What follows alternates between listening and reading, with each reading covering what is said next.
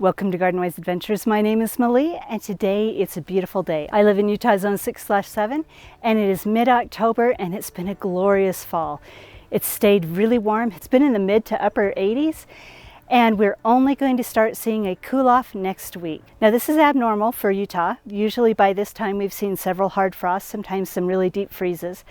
But it's extended our garden season and it's been beautiful. But now we're at the point where I need to think about when to stop watering. Now, in Utah, especially northern Utah, the cities kind of take that option into their own hands. We have what's called secondary water. Secondary water is water that comes out of the hills into storage tanks, and that's what they use for irrigation water. They filter it a little bit, but they don't treat it at all. And so it's perfect to use for irrigation. And it preserves our culinary water, which is the water that we drink and that they treat. Now, we live in an arid climate. We actually live in a desert, it's the second driest state in the United States. And we can't depend on rainwater to irrigate our gardens or our landscapes at all. We always have to have irrigation on them. So in my area, this year has been exceptionally dry when it comes to precipitation. There have been a few good storms that have relieved the pressure on irrigating, but a good storm here is usually a quarter to a half inch, and most of our landscape plants need at least an inch of water a week, so we always have to irrigate. Now, this year they turned off our secondary irrigation water already. They turned that off around the 8th. Now, I do have culinary water that I can use, but they want to discourage us from using culinary water, so they make that quite expensive to use. So it's really expensive to use that to irrigate your property. But there are certain plants that I'm willing to spend money on, and there's certain plants that I'm just going to have to let go and hope that our precipitation kicks up. Now, this time of year it's cooler. A lot of people think that you can completely stop watering your plants because they're going dormant and they stop using water. Well, I'm here to say that is a fallacy. Plants never stop using water. You especially don't want to have your trees and shrubs go to sleep for the winter with dry roots, and you don't want the ground to freeze with dry roots. Now, of course, it's not going to freeze if there's no moisture in it, but you don't want those trees going into the winter dry. So let's look at my property and talk to you about how I water at this time of year and what plants I am going to actually consider spending extra money on watering because they're important to me. So the sun is a little bit bright right now. This is midday. This is the only time I've had to do my YouTube filming for the day. But these are my garden beds. Now, normally garden beds are the most important thing to water. But as you can see, most of the stuff has been harvested. The only things that have not been harvested are my beans and these squash that I'm trying to ripen up. The plants are still quite healthy. These are my center cut squash, the only squash that's left on the property growing right now. And I'm going to leave them as long as possible. I think it's going to be a week from Tuesday. I'm hoping it's a week from Tuesday. Maybe it might even be Saturday. I can't remember. But we've got a frost coming through. It's going to hit 33 degrees. Now, the lower parts of my property will actually probably hit freezing, just barely hit freezing because cold air sinks. But that means I will need to harvest the squash and the beans before then. So I'm going to watch the weather really carefully, harvest these just before they freeze, but I'm going to continue watering them until that point. And so I'm going to need to hand water them as my automatic irrigation is on secondary water, which has been shut off. All the rest of these beds don't need to be watered. You know, I may water them every once in a while if they get really dry, just to keep the soil active and alive. I don't like to let my beds completely dry out. We've got one lone tomato left that we're going to pull out of here. And then I've got to decide what to do with this chard and kale. I can cut them back and they will survive the winter if I cover them, but I don't know if that's going to actually be worth it this year. I do grow a lot of chard and kale indoors, and it turns out that I don't end up coming out to harvest it over the winter. I've grown them in covered beds over the winter outside, and all that ends up happening with them is I don't use them. I use the stuff that I have inside, and these go to flower in the spring. Now, it does make good bee food, so maybe I'll leave one or two uncovered and see if they survive uncovered, but these will need to be watered if we don't get any measurable precipitation.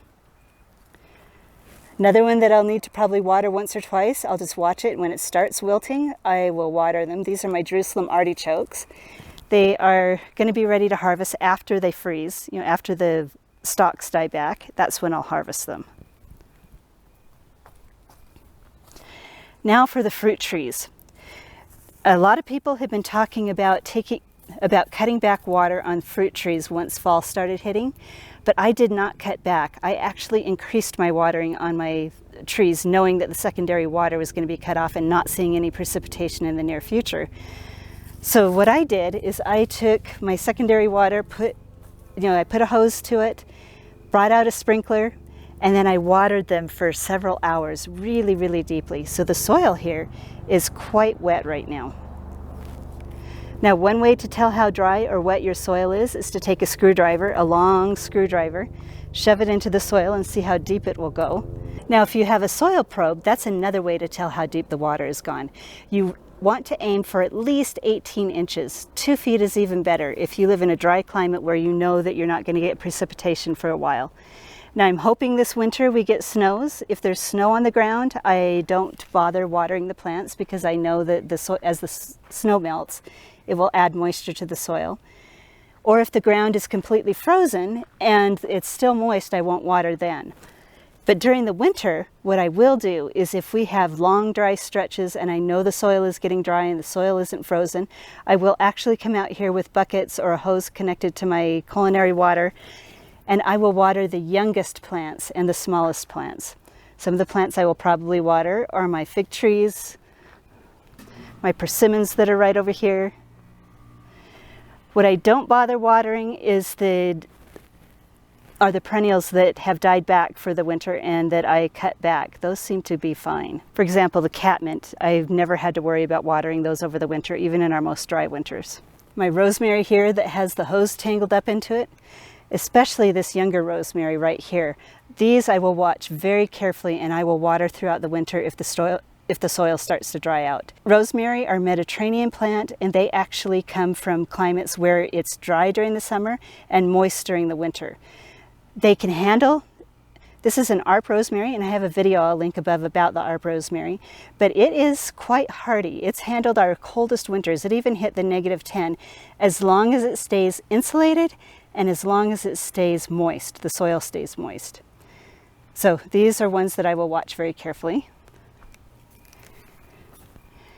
Right now I've got my fall crops that are just about ready to harvest. We've got a kohlrabi down here. Let's see how it's looking. It's looking like a good size. It could grow a little bit longer. We've got a cabbage and the head is almost completely firm, almost ready to be harvested. I could probably harvest a couple of these now. So this bed needs to be watered. And there are other beds where I'm going to plant garlic. I usually water the garlic right after I plant it, and then I leave it. And I'm not going to plant garlic for another couple of weeks. We've also got carrots that I'm going to overwinter. I'm going to make sure this bed does not dehydrate. We'll be covering this in plastic. The beets I will probably need to harvest. Once again, they are not, I've had such a hard time growing beets later in the season. They don't size up for me. I mean, I'm seeing a lot of dill in here, but like right here, right there is about the size that my beets get this time of year. Now, I will probably try covering this with plastic. Today, I'm going to be bringing plastic out and laying it on the ground, getting ready for the really cold weather. They can handle 32 degrees, but if you get much lower than that, then they start to die back. The empty beds will have garlic and shallots, and I have a bunch of other plants that it's probably too late to plant them right now, but I may plant them just because I have them and put them under a cover like this. All this cabbage will also be pulled out. They can handle some frost, but they need to stay watered. This one is not anywhere near close to being ready. But these can handle some frosts and even some freezes, but they do need to stay moist, so I'll be watering those. The grapevines don't need to be watered. Neither do the raspberries. I watered these really, really heavily just before they turned off the water. Things like my sage and my winter savory, these are going to be fine without watering them. Surprisingly, the strawberries also seem to do really well without being watered over the winter. I think part of it is that these are in shade. Once the sun starts setting further south in the winter, this area is in shade a lot and it doesn't ever really totally dry out over the winter. So I think that's why the strawberries here do so well. Now I also watered my front yard really heavily. I used sprinklers and my drip system. I just really poured the water on this just before this irrigation got turned off. And I think all of them except for the pawpaws will be fine. And I will watch the soil. If the soil starts to dry out, I'll probably just put the hose near the pawpaws and let that dribble for a couple of hours, make sure that the pawpaws don't dry out. But everything else here is going to start dying back. Once we get that frost, these will die. Well, not die. The foliage will die. The roots will pull all of that, will pull all of the energy back into them, and they will go to sleep for the winter. And most of these are drought tolerant plants, and they can survive on just whatever moisture we get over the winter. We even had one winter where we had almost no snow at all, and my front yard perennials did absolutely fine that winter without any extra water. So when you're thinking about what plants need to be watered over the winter, you need to think about your own climate, where you live. Look at the history of your property.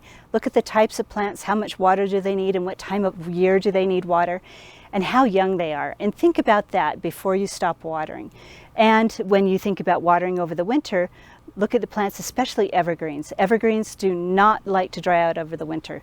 Look at how deep the water has gone into the soil profile, and if it is quite dry down, a couple of inches, then you're going to need to put a hose on them or turn your irrigation on and give them a good deep soak. Now, if your water has already been turned off, if you're here in Utah or if you're in another area that uses secondary water, you may need to assess whether or not it's worth the extra added expense to water your plants. Replacing dead plants can be quite expensive, but you're going to have to do that cost analysis and see which one is worse. Paying extra for the water to water them and keep them alive, or replace them the next spring. So I'd love to hear your thoughts on watering through the fall and winter and what you do on your property. So hopefully this video has been helpful for you. If it has been helpful, I hope you like, subscribe, share it with your friends, and go have a wonderful garden adventure.